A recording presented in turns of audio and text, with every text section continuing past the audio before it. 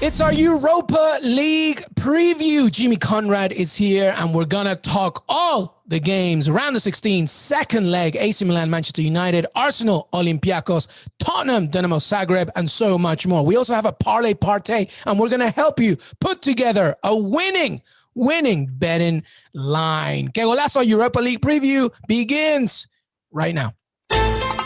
Hey everybody, welcome to Qué Golazo, our Europa League preview. Jimmy Conrad, what's up, man? Hey, happy St. Patrick's Day.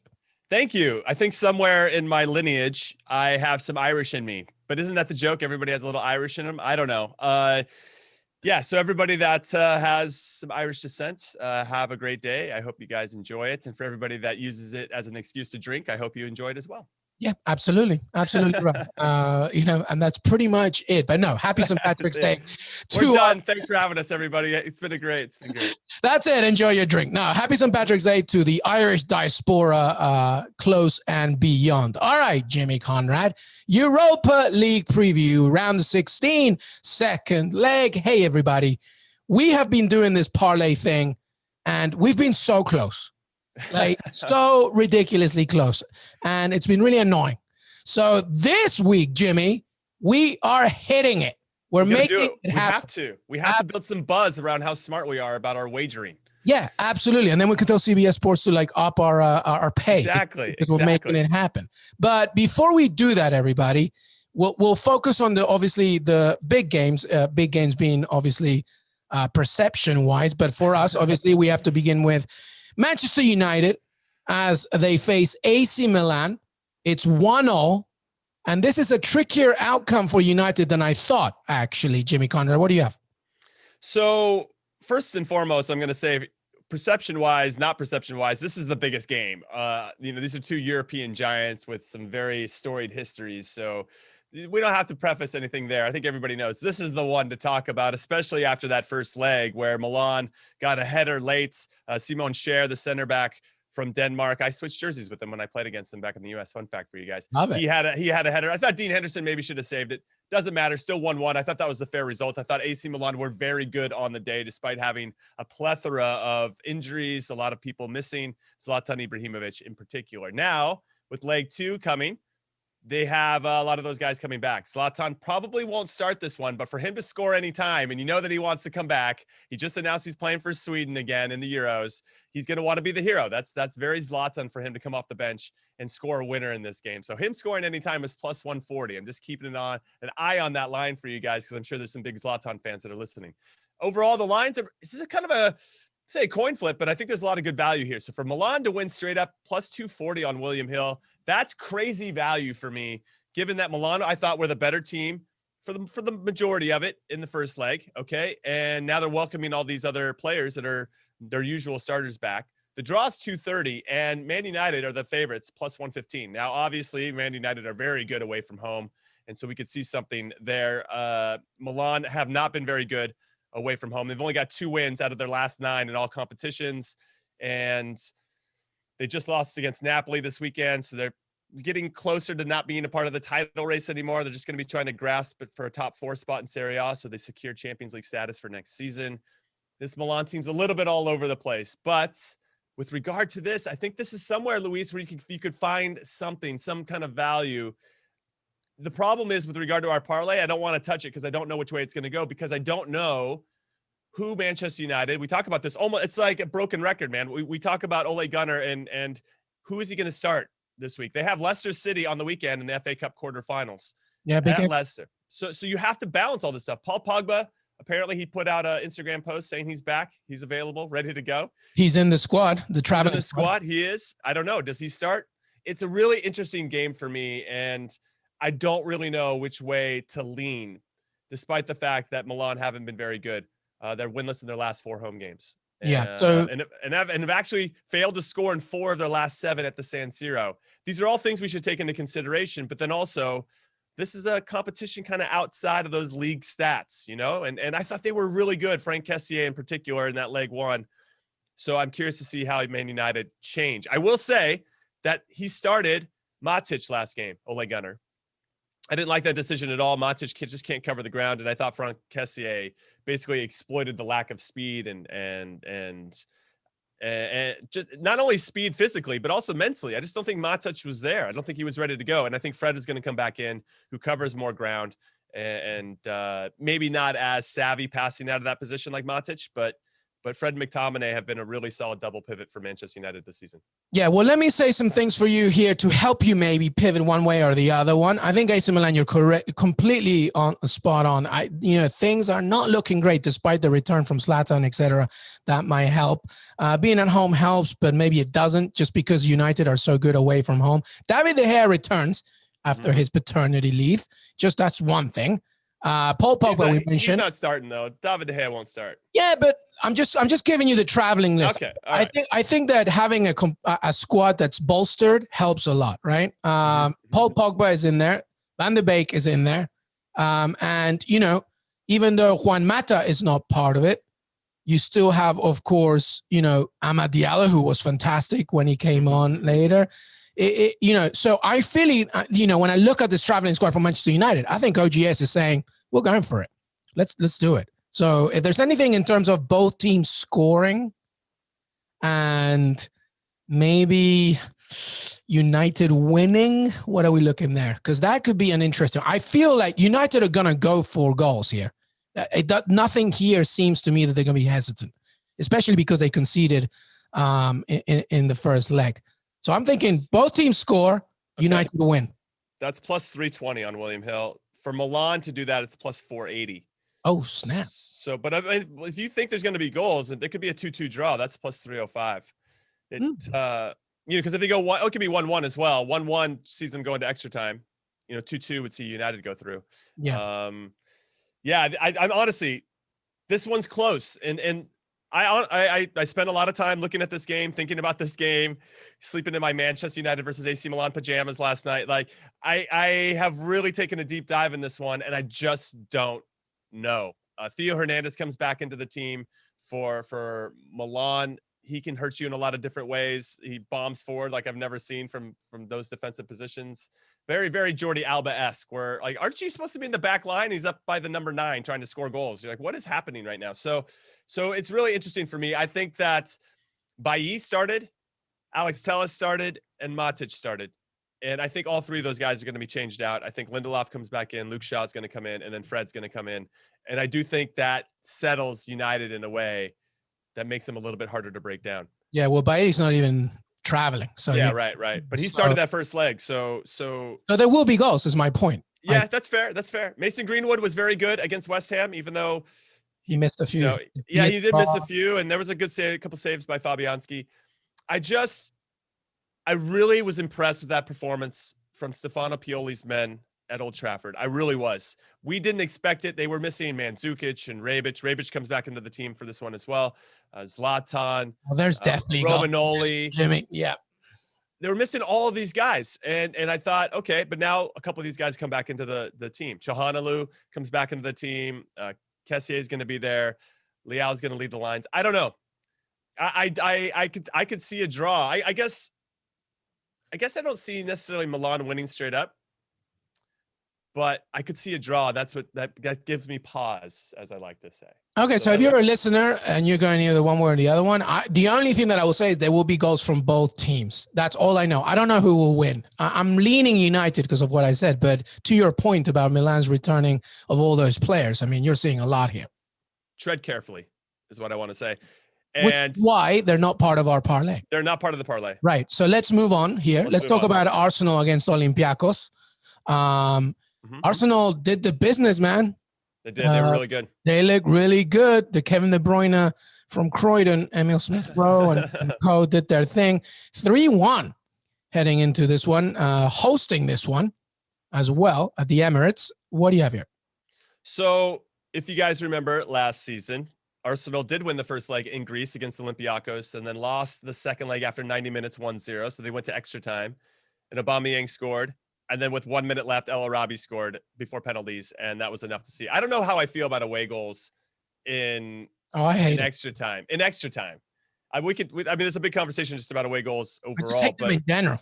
What's the point? yeah, extra time feels weird. It feels like at that point everything should just be even. But okay, so that's what happened. Arsenal got knocked out. Now Olympiacos face the same situation. Arsenal obviously facing the same situation. Win first leg. Can they hold on? I feel like they're a little bit more in control with that third goal in particular. The thing is, people are going to look at that result and say, oh, it was 3-1. Arsenal in complete control, 18 shots, 3 goals away from home. They're cruising, smoking a cigarette for leg 2. No big deal, right? But the goalkeeper for Olympiacos, who I like, Jose Sa, was trash in leg 1. He should have made 2 saves on 3 of those goals, in my humble opinion. And he gets his hand on 2 of them, and they go in. So it's not as convincing, I think, Arsenal's performance as the scoreline might indicate. So I thought Olympiacos does a good job. They're very good at hanging around. Just to give you an update on where they stand domestically, they have a 16-point lead on top of the Greek Super League right now as they look for their 46th title in club history, the most ever in Greece. Panathinaikos is second with 17. So they're like double, almost 2.5 times better than the second place team in the history. This is their focus. I mean, they're cruising, yeah. And El Arabi, who scored in leg 1, has 21 goals in 26 games in all competitions. Him to score any time is plus 200 if you guys like that one. So I again, this is another one where Arsenal don't need to win it, okay? And they are also, they're working to get into the league. Excuse me, let me look at what's their schedule right now. I wanted to look at that really quick. Let's they have a game. Yeah, but by the way, Bukayo Saka is not part of this one. He's not. He's hurt. Yeah. So that's right. I have it right here. I don't know why I'm looking for it. So Saka's out. Saka's out. They got West Ham on the weekend, and they're 7 points behind West Ham right now, who are in 5th. So they definitely need all 3 points. And something I'm going to bring up tomorrow, a really strong narrative for us ahead of this weekend, is that everybody wants 3 points, or they're going to want to win their cup game before the international break. Because I'm saying all of your players are going to get a break, but a good portion of your team is going to get a break and get to relax. So it's really good to go into that international break with some momentum and feeling good about where you are in the league and how you're playing. So the only other big storyline that I think we should talk about with regard to this is Pierre-Emerick Aubameyang. And I bring it up because he got embarrassed in some ways. He had been late multiple times, and Mikel Arteta put his foot down and didn't play him against Tottenham, and the team looked pretty good without him. And so I think when he comes back into the team, and I think he'll start this one against Olympiacos, he's going to want to redeem himself. He's going to want to earn the trust and respect of his peers, and sure, they'll give it to him just because of who he is and what he's done for the club so far, but there's going to be from him. I think you're going to see something. I think he's going to be up for it. I like him to score, Arsenal to win, both teams to score plus 320. Now the straight up lines, Arsenal heavy favorites, minus 250 to win straight up, plus 350 for the draw, plus 700 for Olympiacos to win. Yeah. Well, listen, I think you're going to see a real rotated game here. Sorry to interrupt. Agreed. No. There's nothing to interrupt. Keep going. No, I think Aubameyang starts. I think Nicolas Pepe is going to, start maybe. Willian too, maybe. I think the back line, actually, specifically center backs. Gabriel is going to be, wrapped up in bubble wrap for that West Ham game. No, maybe Maddie and Holden start together. I don't know. I think that 3-1 is enough of a cushion. I agree with you. I wouldn't necessarily say this is done and dusted, because that one goal, right, makes it interesting. Although Olympiacos still have to score 3 no matter what, because Arsenal put 3 away from home.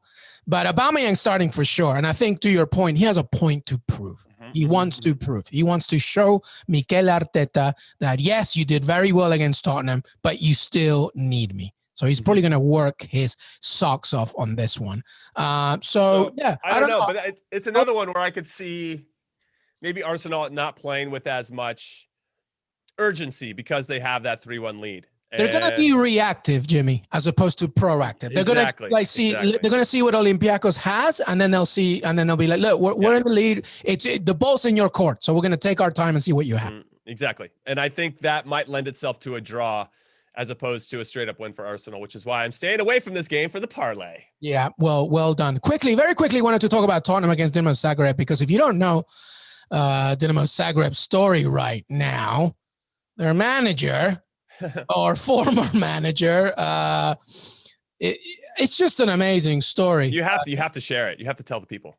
Okay. So basically, Soren Mamic, right? Mm-hmm. Yeah, that's his name. He has been given a 4-year prison sentence for fraud. Mhm. Okay. And around the same time, or I think even before or just after the sentencing, he resigns as the coach. And obviously Zagreb's like, well, yeah, of course you have to resign, bro. You've been sentenced to 4 years in prison because of frauding and actually fraud towards our own club. He was siphoning millions of dollars in transfer fees from the club and like putting them in his own pocket. Him and his brother were set up this whole scheme, millions of dollars. And then he was also evading taxes. So, I mean, how weird is that this happened back in 2018 and he's still been maintaining his role as the coach throughout this whole time. And then once he got convicted, he's like, yeah, I got to step down. Yeah, no crap. You got to step down, dude. You're stealing millions of dollars from the club. Like, doesn't make any sense to me. Let me just read you the statement that he said on his website, the club's website. Although I don't feel guilty, I resign, as I said before I would do if the sentence was confirmed. I wish all the good luck to the club. Okay, thanks. But, like, right. It's not like you're accepting fault here. I mean, it's just crazy. So anyway, because of that, Damir Krasnar has been appointed as coach for this game against Tottenham. So Zagreb already have their issues. They're 2-0 down against Tottenham. What do you have here? What I have here is I don't know how the players are going to respond to this. I'm sure it's been in the shadows and people have talked about it behind the scenes and that the possibility that this could happen, right? Because it's been ongoing. It isn't like this comes out of the blue and nobody knows what the hell's going on. So I just wonder how they respond. They're down 2-0 to a very good team, and Spurs, they're fighting their own demons, right, to get back into the top 4 stuff and to remain relevant in a lot of different conversations and trying to be in good form ahead of the League Cup final against Man City. So I'm curious, very similar to what we talked about Arsenal and Manchester United, who they're going to roll out for this one. I do like Vinicius to get the start over Harry Kane. Yeah. I think Kane could come on at halftime if Spurs are not playing well, or if the game's in the balance a little bit, or let's say Zagreb gets that first goal and now it's a little squeaky bum time. Vinicius has 6 goals and 3 assists in all not all competitions, just in the Europa League. That's the best output by any player. And I like him to score, to be honest, and Spurs to win 1-0, 2-0, 2-1 plus 500. I think that's really good value. I think Vinicius will find his way in and around. He's going to get some opportunities. Lucas Moura should start as well. He's got 4 goals and 4 assists in this competition. So they have a nice vibe between each other. And I think they're walking into this going, let's just get this result. Let's just get the hell out of here. And then we can just move on to the next round and focus on everything else that's in front of us. So it'll be a fight. I think that Zagreb will fight and they're going to be tough. But I just think when you have something like this with a manager that's been around for many years, it's going to throw you off in some capacity. And I think Spurs can take advantage of that. But that first goal is really, really important. And I will say that I did know, I'm going to leave him nameless, but there was a manager that was notorious behind the scenes in MLS. He would get players from other countries. I'll leave countries nameless. Very ambiguous right now. I have to be because this isn't really my news to share. No, of course. But I do want to let people know that I've been around a guy that was, come up and play for us and we'll pay you 80 grand a year or whatever. And then, he would tell the club that he was 120 or 140 grand. That we're going to pay for him, and then he would skim that extra salary for himself. Yeah. So I don't know exactly what Zoran Mamić was doing or how he was siphoning millions into him and in his brother's personal accounts. But with regard to transfer fees, I could see how you don't have to take on much, right? Because if it's like a 25 million transfer fee or whatever, sure, how are they going to know about $1 million? You know what I mean? Like you could fudge a little of those things, or you could try to facilitate it in a way. Hey, I'll make sure this happens if you just give me $1 million on the side. I mean, there's a whole bunch of shady stuff that I'm sure happens. That's probably bigger than Zoran Mamić. Yeah, maybe if you're PSG or Man City, you can afford to be like, I don't know where I put that $1 million. Yeah, exactly. I think it's at the back of the closet. I can't remember. But just very quickly on Tottenham, by the way, they have a very big game against my Aston Villa. Tottenham 8th, Aston Villa 9th on Sunday. That's huge. It's huge because both teams are obviously looking to, climb up the table, get a Europa League spot. Tottenham obviously wants bigger, but at this point, that's what they want to do. So that's the other thing about that game. Right. All right. Not in the parlay, by the way. No. And with that, all right, we're going to take a very quick break. But when we come back, Parlay Partay, baby. All right. Qué Golazo. We'll be right back. Welcome back, everybody. Qué Golazo, our Europa League preview. Jimmy Conrad, and it's all about the Parlay Fiesta, la fiesta de Parlay, the Parlay Party. Let's do it, baby. What do you have for me? Well, I want to start with, we'll talk about the 5 remaining games, and then we'll find our 3 that are in that. But Shakhtar Roma, I want to start there. Shakhtar Donetsk are the favorites in this one. Well, actually, it's more of a coin flip. Sorry, plus 170 for Shakhtar, plus 250 for the draw, plus 145 for Roma straight up. I find that pretty good to get some action on Shakhtar. And I say this because Shakhtar were absolutely dominated in leg 1 by Roma. I was really disappointed with their performance in particular. Even as a Roma supporter, I was like, this Shakhtar team is trash. You know, give us a challenge at least, you know? Yeah, so 3-0 they lost. Yeah, 3-0. And I think that 0 is very damning because it's going to be hard if you don't have that away goal to play off of. Whereas Olympiacos, sure, I don't think they're going to get past Arsenal, but at least they have that little brief hope because of that away goal. Now, I thought Shakhtar responded really well this past weekend.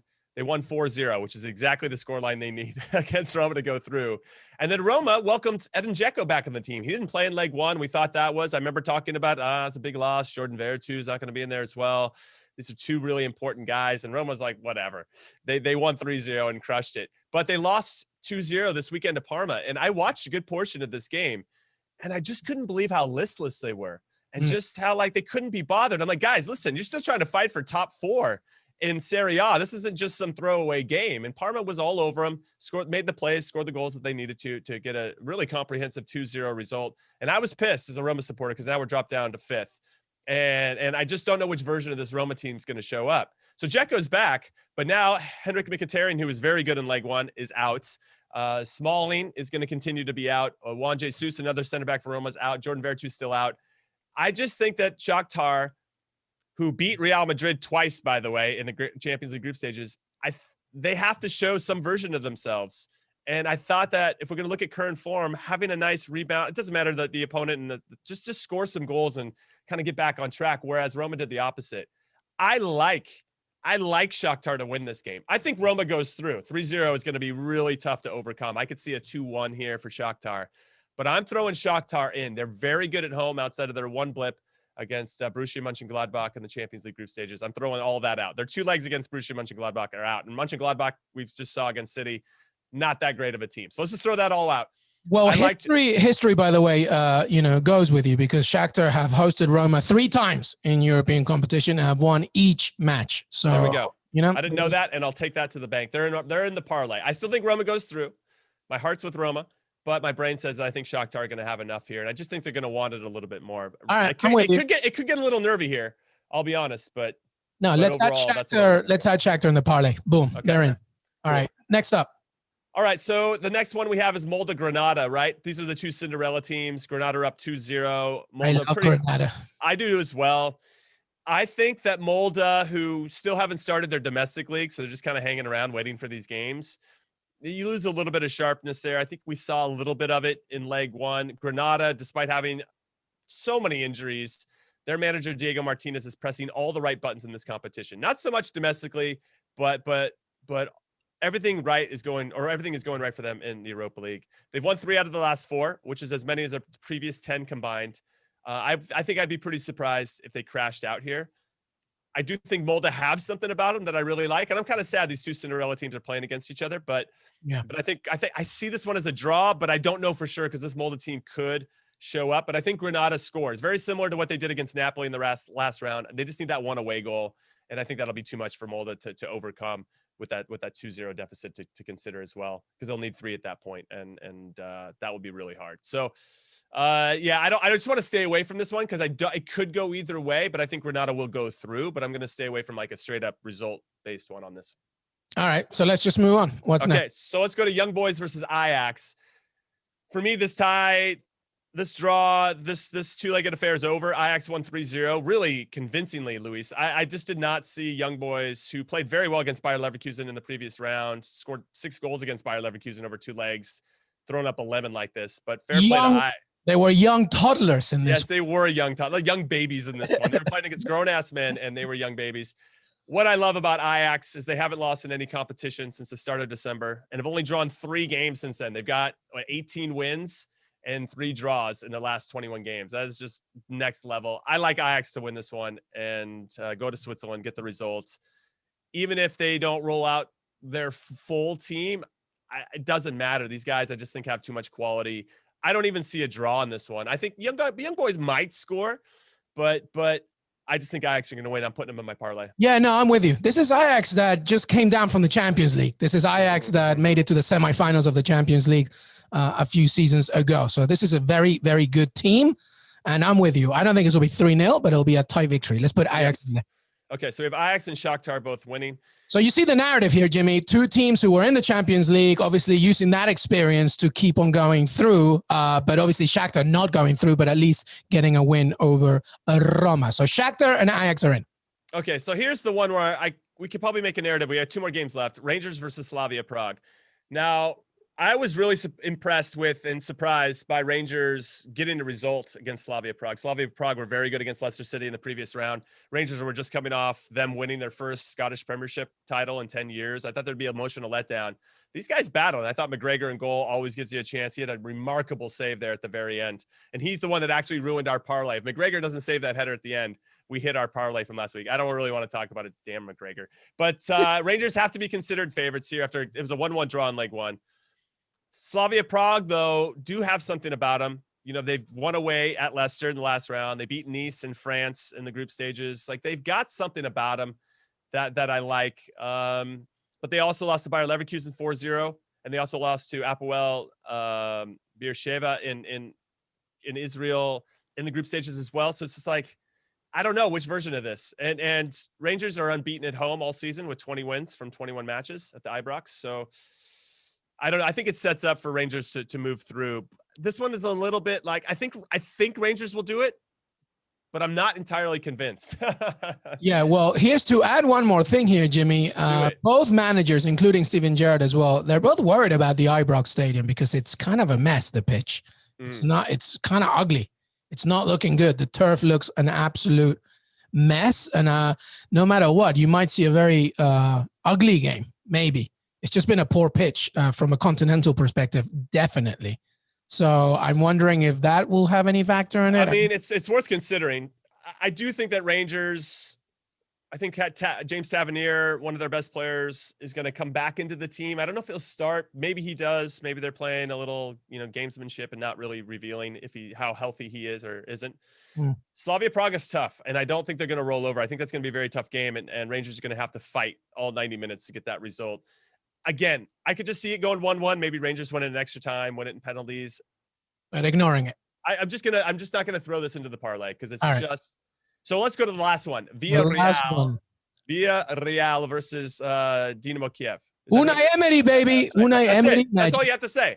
So Unai Emery, since the knockout rounds began, he went into RB Salzburg, went to Austria, took on Jesse Marsch, our friend of the show, and he slapped around a good RB Salzburg team 2-0 away from home. I was like, all right, we'll see if he can do it again. So he goes to Dynamo Kiev, goes to Ukraine, and slaps around a pretty good team, 2-0. I'm like, dude, this guy's got this competition down. He's got it down.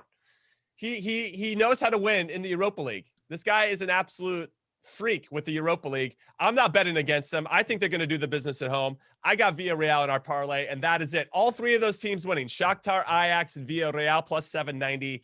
Let's go, baby. We're putting $10 down to win 80 or $79. Let's do it, Luis. I'm with you. Like the luck of the Irish, we're going to make this happen. I'm absolutely in on Villarreal. And by the way, let's remember that 10 times they've made it through, 9 times progressing to the next stage. Unai Emery knows this tournament very well, even without Pau Torres, by the way, who might not be available for this one. It doesn't matter.